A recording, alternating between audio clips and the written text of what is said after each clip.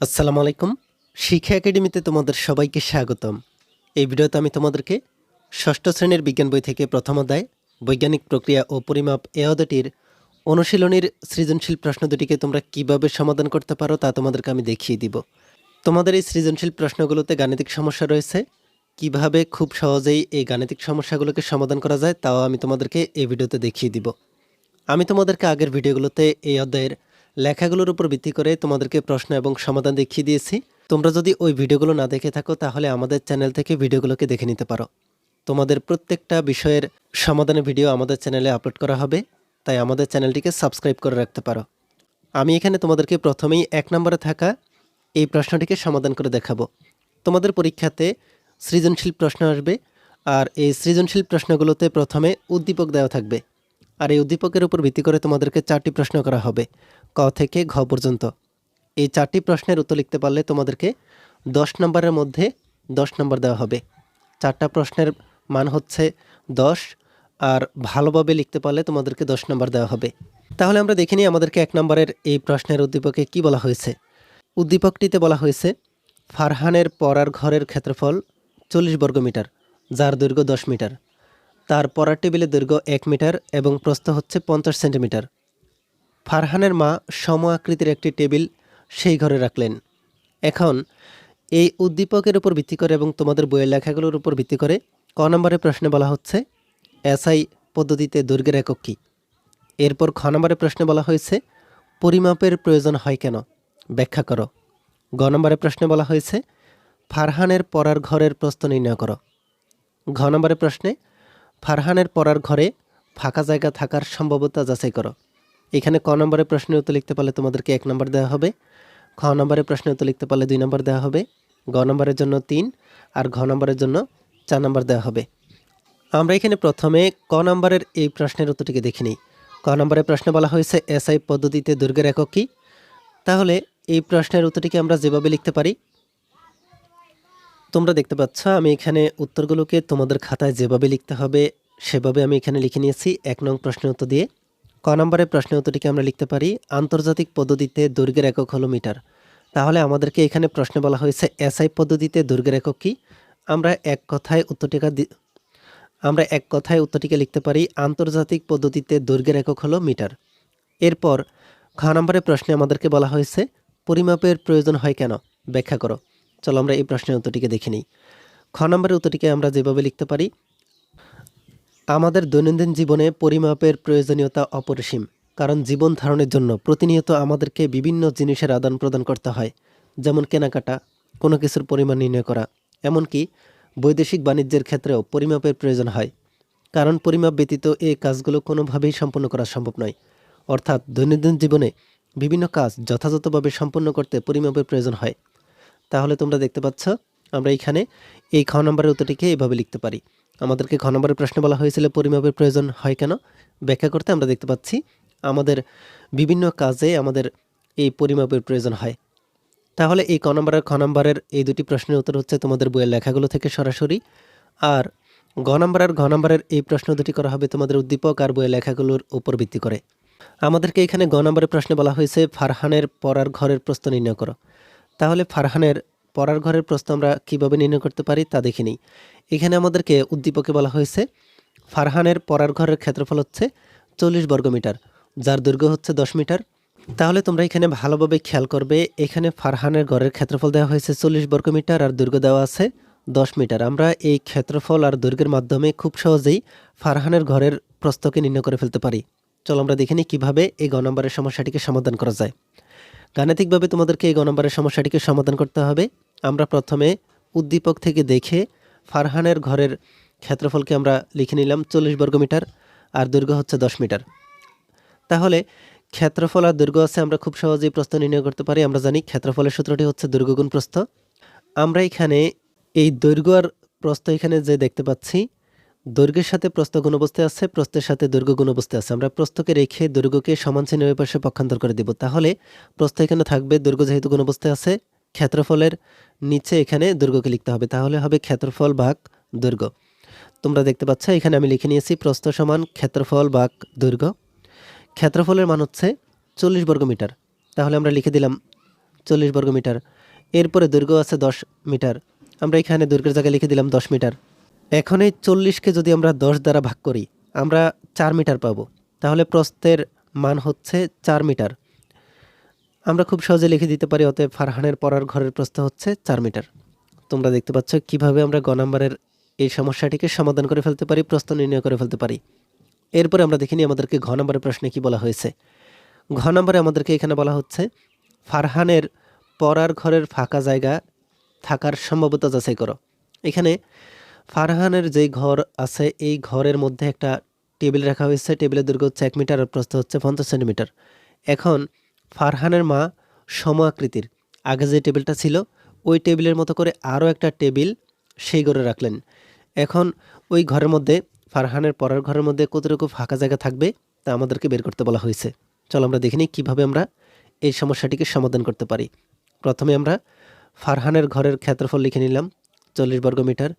পড়ার টেবিলের দৈর্ঘ্য 1 মিটার, পড়ার টেবিলের প্রস্থ হচ্ছে 50 সেন্টিমিটার।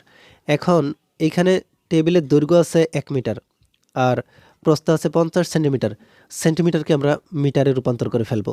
তাহলে কিভাবে আমরা সেন্টিমিটারকে মিটারে বানাতে পারি? আমরা এই 50কে 100 দ্বারা ভাগ করব। তাহলে 50কে আমরা যদি 100 দ্বারা ভাগ করি আমরা ভাগফল পাবো 0.5। আমরা জানি 100 সেন্টিমিটার সমান হচ্ছে 1 মিটার। তাহলে 50কে আমরা 100 দ্বারা ভাগ করে 0.5 মিটার পাচ্ছি। এখন এই পড়া টেবিলের প্রস্থ পাচ্ছি আমরা 0.5 মিটার আর পড়া টেবিলের দৈর্ঘ্য হচ্ছে 1 মিটার। দৈর্ঘ্য আছে, প্রস্থ আছে, আমরা খুব সহজেই পড়া টেবিলের ক্ষেত্রফল নির্ণয় করে ফেলতে পারি। ক্ষেত্রফল নির্ণয়ের সূত্রটা হচ্ছে দৈর্ঘ্য গুণ প্রস্থ। দৈর্ঘ্য হচ্ছে এখানে 1, এই 1, প্রস্থের জায়গায় আমাদেরকে 0.5 লিখতে হবে।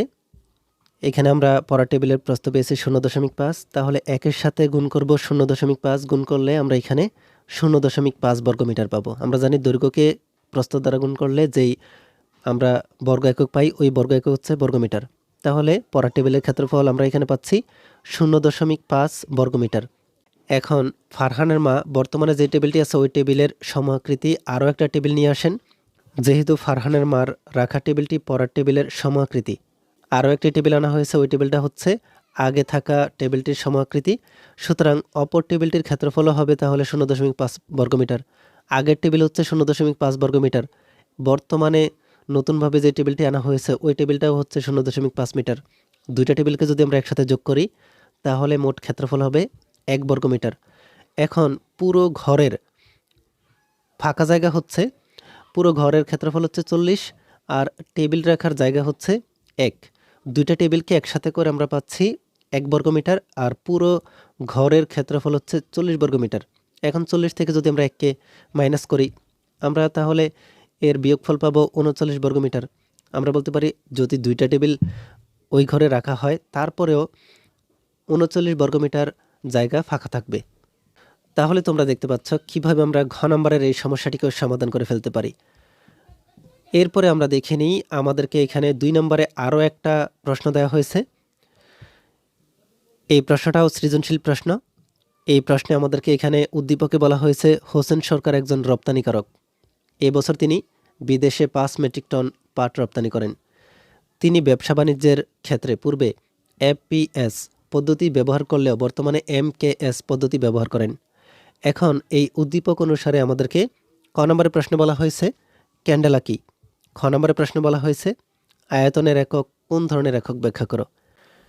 এরপর গ নম্বরের প্রশ্নে বলা হয়েছে হোসেন সরকার এবছর কত কিলোগ্রাম পাট রপ্তানি করেন তা নির্ণয় করো। গ নম্বরের প্রশ্নে বলা হচ্ছে উদ্দীপকে উল্লিখিত পদ্ধতি দুটির তুলনামূলক বিশ্লেষণ করো। এখানে ক নম্বর আর খ নম্বর এই দুটি প্রশ্ন হচ্ছে তোমাদের বইয়ের লেখাগুলোর উপর ভিত্তি করে, আর গ নম্বর আর ঘ নম্বরের এই দুটি প্রশ্ন হচ্ছে তোমাদের বইয়ের লেখাগুলো এবং উদ্দীপকের উপর ভিত্তি করে তোমাদেরকে এই প্রশ্ন দুটি করা হয়েছে। চলো আমরা দেখে নিই প্রথমে ক নম্বরে থাকা এই প্রশ্নটিকে আমরা কিভাবে সমাধান করতে পারি। ক নম্বরে আমাদেরকে প্রশ্ন বলা হয়েছে ক্যান্ডেলা কি, এক কথায় আমাদেরকে উত্তর লিখতে হবে। তোমরা দেখতে পাচ্ছ তোমাদের খাতায় লেখার মতো করে এখানে আমি 2 নং প্রশ্নের উত্তর দিয়ে এই উত্তরটিকে লিখে নিয়েছি।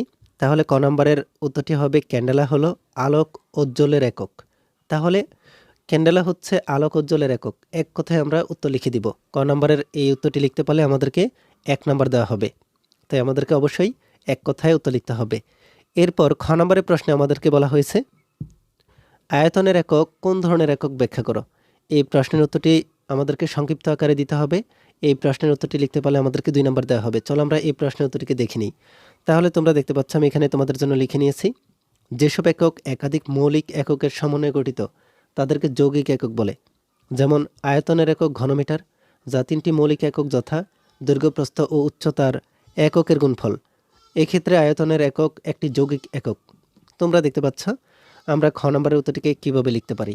তোমাদের বইয়ের লেখাগুলোকে অবশ্যই তোমরা ভালোভাবে পড়ে নিবে, তাহলে তোমরা ক নম্বর আর খ নম্বরের প্রশ্নগুলোকে খুব সহজেই লিখতে পারবে।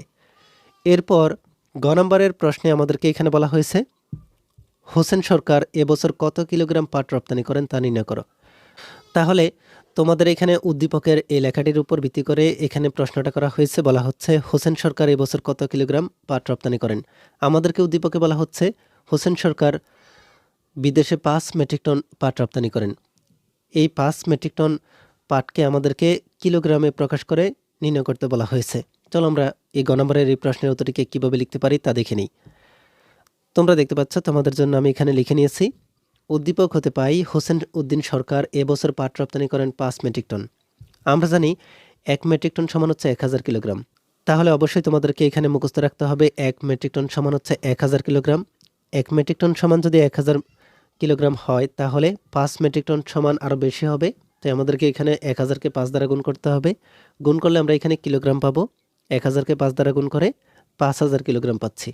তাহলে আমরা বলতে পারি এবছর হোসেন উদ্দিন সরকার 5000 কিলোগ্রাম পাট রপ্তানি করেন। তাহলে আমরা এখানে গ নম্বরের এই প্রশ্নের উত্তরটিকেও লিখে ফেললাম। এরপরে আমরা দেখে নিই আমাদেরকে ঘ নম্বরের প্রশ্নে কি বলা হয়েছে। আমরা দেখতে পাচ্ছি গ নম্বরের প্রশ্নে আমাদেরকে বলা হয়েছে উদ্দীপকে উল্লিখিত পদ্ধতি দুটির তুলনামূলক বিশ্লেষণ করো। আমরা উদ্দীপকে দেখতে পাচ্ছি আমাদেরকে এফপিএস পদ্ধতি আর এমকেএস পদ্ধতি সম্পর্কে বলা হয়েছে।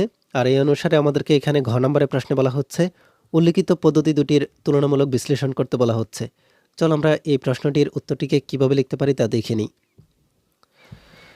তোমরা দেখতে পাচ্ছ ঘ নম্বর দিয়ে আমি এখানে উত্তরটা লিখে নিয়েছি, উদ্দীপকে উল্লিখিত পদ্ধতি দুটির মধ্যে এমকেএস পদ্ধতি সুবিধাজনক।